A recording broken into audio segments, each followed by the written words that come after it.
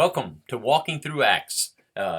This is installment number 4, and the reading place is chapter 2 of the book of Acts, verse 41, I believe, verse 41. Well, we're underway. The book of Acts is a short way of saying the actions of the apostles. It's a name given to that book. It's not found in the book itself. And it's actually probably a little more accurately some of the actions of a few of the apostles. But nonetheless, it tells from the writer Luke's historical perspective and narrative, inspired, of course, of God to do so.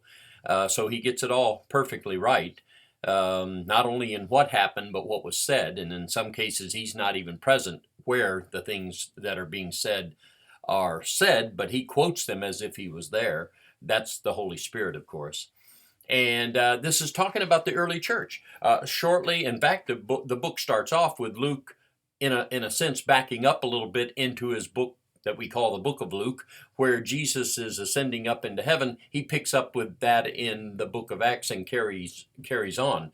I won't review things said. We don't have a lot to review, but I'm just saying I won't go back and review everything. But I will say that what we've noticed thus far is a commandment to stay put in Jerusalem. Don't go back to Galilee or to Capernaum or any other place. Stay right here until the Holy Spirit is sent to you, a promise that he had made them, that they'd be assisted and aided, and I mean assisted, greatly assisted and aided in their mission to take the good news of Jesus being the Savior to the world. And I mean now. When I say now, I don't mean, what I do not mean is over hundreds of years, but in their lifetime. And so they'd be helped with that. We talked about it coming, the Holy Spirit. We discussed how it was early on emphasized that Jesus is raised from the dead and he's ascended back to God in heaven. And this is the first audience in chapter 2 that we were reading in when we left off last time. And so that's where we're picking up. Peter is the primary speaker. He's done a real good job. And the reason I say that is because you'll see the response. He's done a real good job at convincing people that they have murdered the Son of God. And it's not hopeless for them, though, because when they ask, what do we do? He indicates they need to repent and be baptized. And so that's where we pick up the story. Verse 41.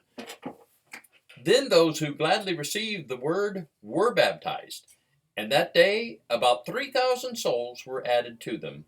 And they continued steadfastly in the apostles' doctrine and fellowship, in the breaking of bread, and in prayers. Then fear came upon every soul, and many wonders and signs were done through the apostles. Now all who believed were together and had all things in common, and sold their possessions and goods, and divided them among all as anyone had need. So, continuing daily with one accord in the temple, and breaking bread from house to house, they ate their food with gladness and simplicity of heart, praising God and having favor with all the people, and the Lord added to the church daily those who were being saved. Luke, it's quite interesting how he how he, in such a brief way, gives a overview of what could easily be a book this thick, talking about all that happened. He takes the events, the items, of course, of interest and note, and you talk about boiling it down. I just read it. It was just what we might call a paragraph, and that's all you're going to say about it. And yeah, that's all that's said about it. And I'm not feeling badly, like you should have told me more. God knows exactly what he's doing, and that's all that's needed. And Luke, in looking back, and he's writing this many years later, decades later probably, he's writing, though, with the help of God, what happened, most likely Luke not even there. And he describes it, though, in an interesting way, and I'll review a little bit of it with you. For instance, he after he mentioned some 3,000 people were baptized, and by the way, let me just stop. Something came to mind. I don't want to overlook this. It says about those people that were baptized on that day, meaning the day Peter is preaching, the day of Pentecost, if you go back to chapter 2, the first few verses. On that day, about 3,000 souls. Not over the next few weeks, on that day. Now, I'm telling you what, logistically, that's an undertaking.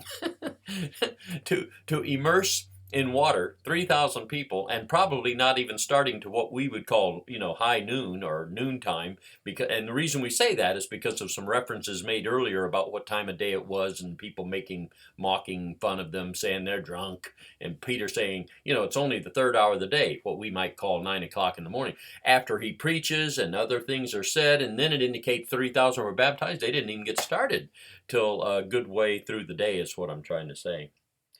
Why? What's the importance? Well, I think everybody knows. Jesus said in the book of Mark, as that book is concluded, go into all the world and preach the gospel. Two things. He that believes it and is baptized will be saved. Baptism was not seen as something to be tacked on later. It was not a confirmation that you've been saved. It was in order to accomplish the remittance or the forgiveness, the removal of sins, and being added to Christ. And so I don't want to wait till tomorrow. I want to do it today. It's so important.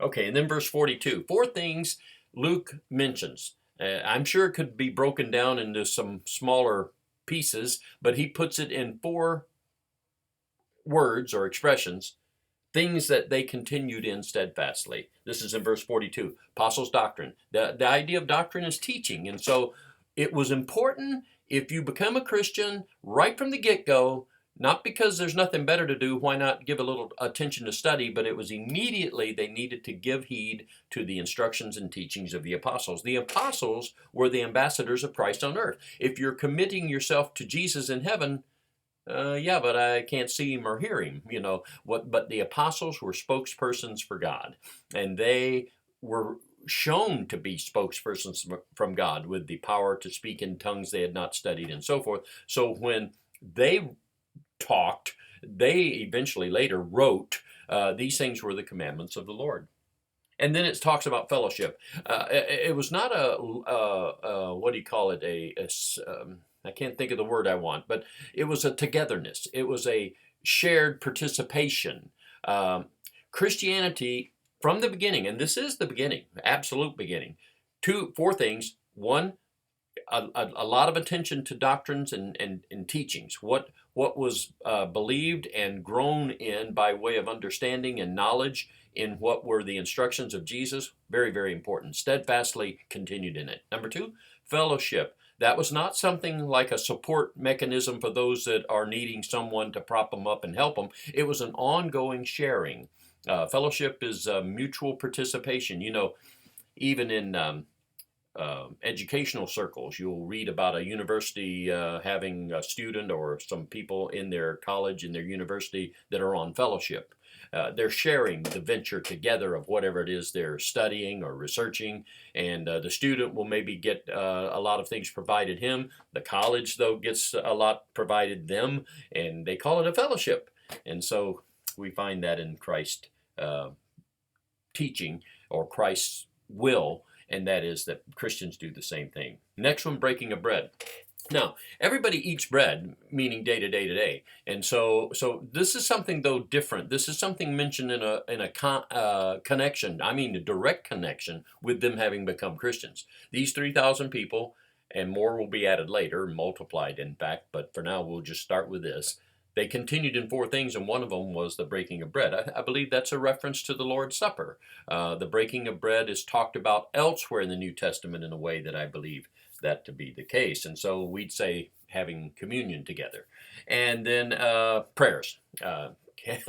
Some could argue that should have been mentioned first, but it's mentioned fourth here. And the praying, not only yourself individually, but together, was very much a big part of what is now come about because you're a Christian.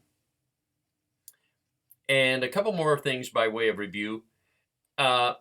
Notice the apostles. I'm looking at the verse 43. I had said, and this was in the previous installment, the previous episode, Walking Through Mark, I said, when talking about who the Holy Spirit came upon and they spoke in tongues, that it was the apostles. Here it's mentioned again. And so I know a lot of folks think it's 120 people that were there, and then a lot of folks want to think it's today too, just like it was back then. It was the apostles, and you can see in verse 43 that's emphasized, that the wondrous signs and everything that were being done were done through the apostles. Okay, I've got a couple more comments, and let's see how we're doing time-wise. Still got a couple minutes more. This will work out just fine. Luke here mentions that there was also immediately taking place in the new formation of the faith, of the Christian way, a physical sharing of needs. People who maybe had surplus could help those who were lacking. And there was nobody going to go lacking. And among the Christians, there was a devoted love to one another. And some of these are strangers. When I say strangers, I mean these 3,000 people, they didn't all come from a previous church or synagogue or whatever, and they knew each other. These are people, and the reason I know it is because of what's said in the earlier part of chapter 2. They come from all over the world. And so lots of these folks probably, not only were they strangers, they didn't even speak the same, at least native language. They all maybe spoke Hebrew or Aramaic, I'm guessing that. But they came from all over the Mediterranean world, and they were hearing the gospel preached in the language in which they were born. And so for some of these folks, it was even that bit of a, I won't call it a friction, but a difficulty to be together, knowing they don't even natively speak the same language. And but they're together, and they're sharing everything, continuing together. Look at the emphasis on one accord, union, sharing, fellowship. I've already mentioned 2 or 3. It says in 46, one accord in the temple, breaking bread house to house, ate their food with gladness and simplicity of heart. Now some have debated, is that breaking of bread in verse 46, is that the Lord's Supper of verse 42, or is that just sharing common meals? There's some things to be said either way. I'm not going to get into a debate about it right now, but just saying that there was a sharing, participatory way in the communion, breaking bread, as already mentioned. But then also, if you go in this direction, there would be a sharing together we'd say their everyday life, and not just when, quote, we go to church. And notice they were basically gathering and assembling in church, if you will, by going to the temple. At the beginning. Later on, people will meet in houses, and eventually we find in history church buildings were built and so forth. But for now, it's gathering in the temple and then breaking bread house to house. Notice that togetherness. Notice that unity. Couple more points. They were praising God, having favor with all the people. That's not going to last for long, I'll just let you know. Persecution is coming, and I mean fast. And the Lord was adding to the church daily those who were being saved. I said a moment ago that the number starts off at 3,000, but it doesn't stick there long. It's going to be added and then eventually even multiplied, as mentioned. And here we have the Lord adding to the church those who are being saved. Notice who gets the credit, you know. Peter and them are doing the preaching, but hey, you think this is of ourselves that we're coming up with this? We can't do this without God enabling us to do it, and he gets all the credit too when anything is accomplished, any growth and development from what they're doing, and the Lord then adds to the church. Okay, that's a good place to start because our time is about pretty much gone for this video. Also, it's a good place to change because the chapter goes to chapter 3. So we're at the end of a chapter, I mean. So that's a good place to stop as well. Well, I have enjoyed this. I hope you have too. I always enjoy studying God's Word for myself as well as anything I share with others. And so I hope you've benefited as I have. I sure have. Thank you. See you next time.